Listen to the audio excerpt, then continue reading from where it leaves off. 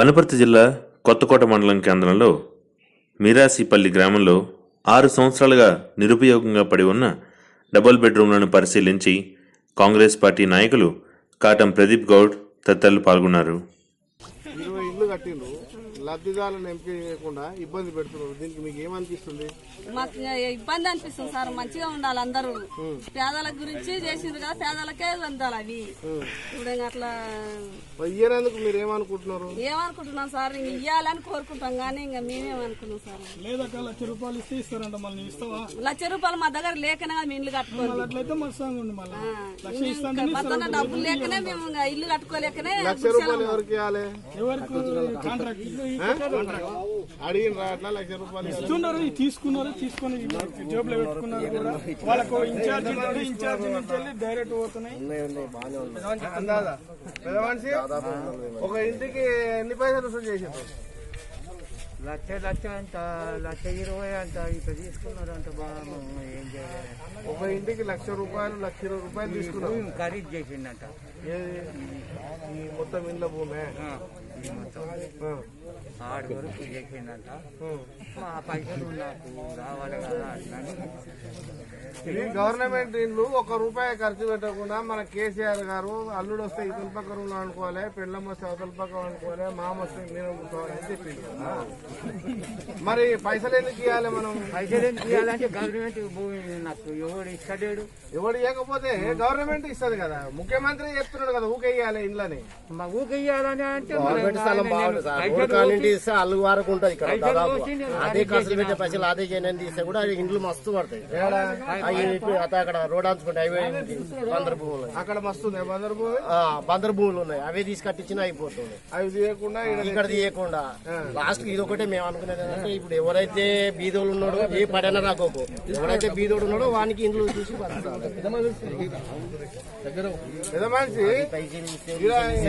ఒక్కొక్కరు ₹1,50,000 ఇచ్చిందా? ఇచ్చిన వాళ్ళకి చిన్న వాళ్ళకి లోన్లు ఇచ్చుకున్నాయి. లోపల మాట్లాడుకున్నారు.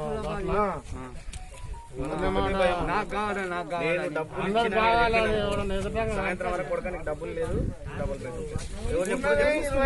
పెట్టుకున్నది 150 మంది. ఎవరికైనా ఇస్తాడే? ఒక్కొక్క రూమ్ ఒకరికి ఇస్తారా, లేకపోతే ఒక్కొక్క మెట్టు ఒకరికి ఇస్తారా? నాకు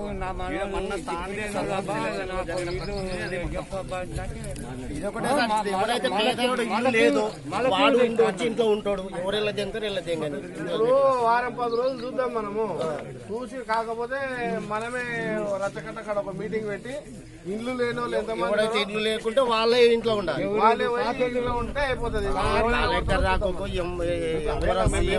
గ్రామ పంచాయతీ కాడ పిలుద్దాం. మీరు తీసిన లిస్టు, మేము తీసిన లిస్టు 146 మేము ఎంఆర్ఓ ఇచ్చినాం. మీరు ఒక 20 లిస్టు తయారు చేసారు. వాళ్ళ నీళ్లను గ్రామ పంచాయతీ ముంగట పెట్టాం. ఆ ప్రజలు అందరు కలిసి అయ్యా నిజంగానే ముగలాయకి ఇల్లు లేదంటే అందరం కలిసి ఆమోదించి ఆయనకు ఓకే చేద్దాం. లేదు ఒకవేళ 40-50 మంది అట్లాంటి వెళ్ళిందనుకో డిప్లు అవుతాం. ఎవరికి వెళ్తే వాళ్ళకి. నీ పార్టీ మా పార్టీ కాదు, ఇక్కడ జనాలకు న్యాయం జరగాలి, నిజమైన పేదలకు చెందాలి. స్వచ్ఛందంగా మిరాజ్పల్లి గ్రామ ప్రజలు కోరేది ఏంటంటే, మీరు ఏదో రకంగా డిపో ద్వారా ప్రక్రియ ఏర్పాటు చేస్తారా, లేకపోతే ఎవరైతే ఇండ్లు లేని వాళ్ళు ఉన్నారో వాళ్ళకి ఎంపిక చేస్తారా చేయండి. మీరు ఏ రకంగా చేసినా ఇండ్లు లేని నిరుపేదలకు ఇండ్లు వెంటనే 20 ఇవ్వాలని చెప్పేసి ఈ గ్రామస్తులు డిమాండ్ చేస్తా ఉన్నారు. అదేవిధంగా ఈ గ్రామంలో కట్టిన 20 ఇండ్లకు కానీ 45 ఇండ్లకు సంబంధించి కొంతమంది వ్యక్తులతో నీకే ఇల్లు ఇస్తా అని చెప్పేసి ₹1,20,000, ₹2 లక్షల వరకు కూడా డబ్బులు వసూలు చేశారని చెప్పేసి గ్రామస్తులు ఆరోపణ చేస్తా ఉన్నారు. కనుక ప్రభుత్వాన్ని మేము డిమాండ్ చేస్తా ఉన్నాం, ఇమీడియట్ గా ఈ ఇండ్లది లబ్ధిదారులు ఎంపిక చేసి ఈ ఇండ్లను లబ్ధిదారులకు అందజేయాలని చెప్పేసి కాంగ్రెస్ పార్టీ తరఫున డిమాండ్ చేస్తాం. కొత్తకోట మండలం మిరాజ్పల్లి గ్రామానికి వచ్చి ఇక్కడ నిర్మాణం పూర్తి చేసుకున్నటువంటి 20 బెడ్రూమ్లను మనం పరిశీలించడం జరిగింది. మేము కాంగ్రెస్ పార్టీ ద్వారా డిమాండ్ చేస్తా ఉన్నాం, ఈ 20 బెడ్రూమ్లు నిర్మాణం చేసి దాదాపుగా 2 సంవత్సరాల పాటు అవుతుంది. ఈ 2 సంవత్సరాల నుంచి కట్టిన ఇండ్లు కూడా మళ్ళీ ఆ పెట్టిన దర్వాజాలు కూడా తుప్పు పట్టిపోతా ఉన్నాయి. మొత్తం పూర్తిగా ధ్వంసం అయ్యే పరిస్థితిలో ఈనాడు డబుల్ బెడ్రూమ్ ఇండ్లున్నాయి.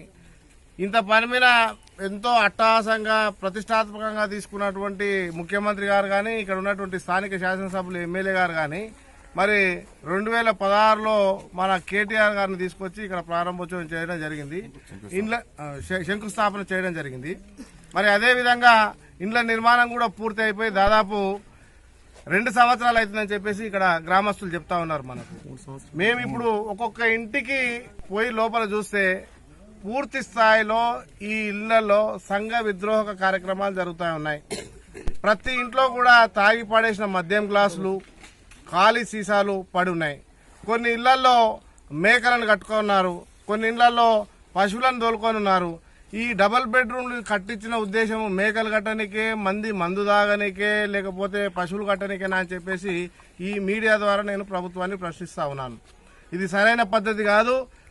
1,20,00,000 రూపాయల ప్రజాధనాన్ని ఇన్వెస్ట్ చేసి ఇక్కడ ఇండ్లను కట్టి మరి ఇండ్ల ఎంపిక ప్రక్రియలో ఎందుకు జాప్యం జరుగుతుందని చెప్పేసి గ్రామస్తులను అడిగితే వాళ్ళు చెప్తా ఉన్నారు. ఇప్పుడే సంబంధిత ఎంఆర్ఓ గారితో మాట్లాడడం జరిగింది. సరే, ఈ ఎంపిక ప్రక్రియ పూర్తి చేయమని చెప్పేసి మాకు ఎవరు చెప్పలేదు. ఈ గ్రామం నుంచి 149 మంది అప్లికేషన్ పెట్టుకున్నారు. ఈ ఎంపిక ప్రక్రియ అనేది ప్రస్తుతం మాకు ఆదేశాలు వస్తే దాన్ని ఏ రకంగా ఎంపిక చేయాలనేది మాకు ఆదేశం స్పష్టంగా వస్తే కానీ మేమేం చేయలేమనే మాటను ఎవరు ఎంఆర్ఓ గారు వ్యక్తం చేస్తూ ఉన్నారు. మేము ఒకటే చెప్తా ఉన్నాం, ఈ గ్రామంలో గ్రామస్తులతో మాట్లాడితే ఈ కట్టించినటువంటి కాంట్రాక్టర్ ఎవరైతే ఉన్నాడో ఆయన దాదాపు 40 నుంచి 50 మంది లబ్ధిదారులతో మీకు ఇండ్లు నేను కేటాయింపజేస్తా అని చెప్పేసి 1,00,000 నుంచి 2,00,000 రూపాయలు తీసుకున్నారని చెప్పేసి ఇక్కడ ప్రజలు ఆరోపిస్తూ ఉన్నారు. దాంట్లో వాస్తవం ఎంత అనేది ప్రభుత్వము నిగ్గు తీయాల్సిన అవసరం ఉంది. ఆ డబ్బులు ఏదైతే 40-45 ఇండ్లకు డబ్బులు వసూలు చేసిండ్రో దాంతో కిరికిరి ఏర్పడి మరి ఎంపిక ప్రక్రియ నిలిచిపోయిందనే విషయాన్ని కూడా మనకు స్పష్టంగా గ్రామస్తులు చెప్తా ఉన్నారు. అయ్యా, డబుల్ బెడ్రూమ్ ఇండ్లు మేము కట్టిస్తాం, ప్రతి ఇంటి లేని ప్రతి పేదవాడికి కట్టిస్తామని చెప్పిర్రు. ఆ మాట ఎట్లా నిలబెట్టుకోలేదు. కనీసం కట్టిన ఇండ్లలోకి లబ్ధిదారుల ఎంపిక చేసి పూర్తి స్థాయిలో ఉపయోగంలోకి తేవాలని చెప్పేసి మేము కాంగ్రెస్ పార్టీ ద్వారా డిమాండ్ చేస్తా ఉన్నాం. ఒకటే ప్రశ్న సూటిగా ప్రశ్నిస్తా ఉన్నాను, 2 సంవత్సరాలు అయినా కానీ ఈ ఇండ్లను ఇంకా ఇంతవరకు లబ్ధిదారులను ఎందుకు ఎంపిక చేయలేదు, ఈ ఇండ్లను లబ్ధిదారులకు ఎందుకు ఇవ్వడం లేదు అనేది నేను స్పష్టంగా కోరుతా ఉన్నాను. మీరు శాసనసభ్యులు ఈ ప్రాంతానికి ఇంకా 100 ఇండ్లు కట్టాల్సింది పోయి కట్టిన 20 ఇండ్లను కూడా మరి ఈనాడు లబ్ధిదారుల ఎంపిక ప్రక్రియలో జాప్యం జరుగుతూ ఉందంటే దీంట్లో పలు అవకతవకలు జరిగాయని, నిర్మాణం విషయంలో కానీ ఈ ప్రాంతానికి రావడానికి ఒక రహదారిని పూర్తిగా మూసివేయడం జరిగింది. ఎందుకయ్యా ఈ రహదారిని మూసిండ్రు అంటే ఆ లబ్ధిదారుడు టీఆర్ఎస్ పార్టీకి సంబంధించినటువంటి వ్యక్తి ఆ ఇల్లు ఆయనకే కేటాయిస్తారన్న ఉద్దేశంతో రోడ్డుకు అడ్డంగా మెట్లు వేయడం జరిగింది. ఇంకొక చోటి వస్తా ఉంటే కాలనీలో ఇంకొక టీఆర్ఎస్ పార్టీకి సంబంధించినటువంటి వ్యక్తి రోడ్డుకు అడ్డంగా రాళ్లు వేశారు. ఎందుకు రాళ్లు వేసిందంటే ఆ పొలం ఆయనదంట, లోపల కోనికే జాగేయడం. ట్యాంక్ సంబంధించి చెరువు పక్కనే ఉంది, దాంట్లో 2 ముసళ్లు కూడా ఉన్నాయంట. మరి మొన్న పడ్డటువంటి వర్షాలకు మరి ఈ ప్రాంతం అంతా కూడా నీళ్లలో దాదాపు 4-5 ఇళ్లు మునిగిపోవడం జరిగింది. ఏదైతే భూమిని సెలెక్ట్ చేసుకోవాలనో, లబ్ధిదారులకు ఎవరైతే పేదలకు ఇండ్లు ఇవ్వాలనో ఒక పల్లం ప్రాంతంలో కాకుండా మిట్ట ప్రాంతంలో ఇండ్లకు సెలెక్ట్ చేసి ఇచ్చినట్లయితే లబ్ధిదారులు 4 కాలాల పాటు ఉండేదానికి అవకాశం ఉంటుంది. మీరు కట్టిందే చెరువుల సగం నీళ్లు మునిగిపోతాయి, మళ్ళా దానిలను పూర్తి చేయకుండా ఇబ్బంది పెట్టడం ఇది సరైన పద్ధతి కాదు.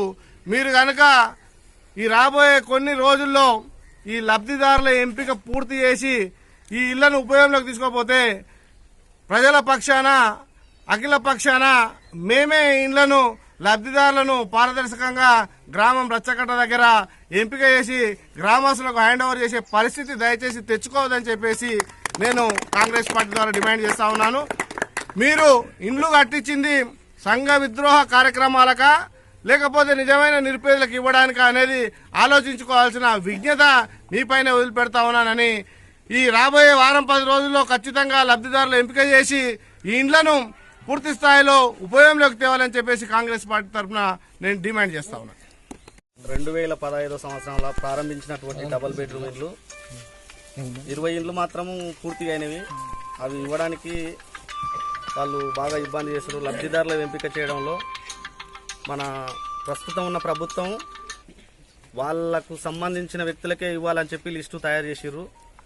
అలాంటి కాదు, అది పద్ధతి కాదు. వాళ్ళకి ఇండ్లు ఉన్నాయి, ఇండ్లు లేని నిరుపేదలు చాలా మంది ఉన్నారని చెప్పేసి మేము 146 మంది లిస్టు తయారు చేసి ఎంఆర్ఓ దృష్టికి తీసుకుపోయినాం.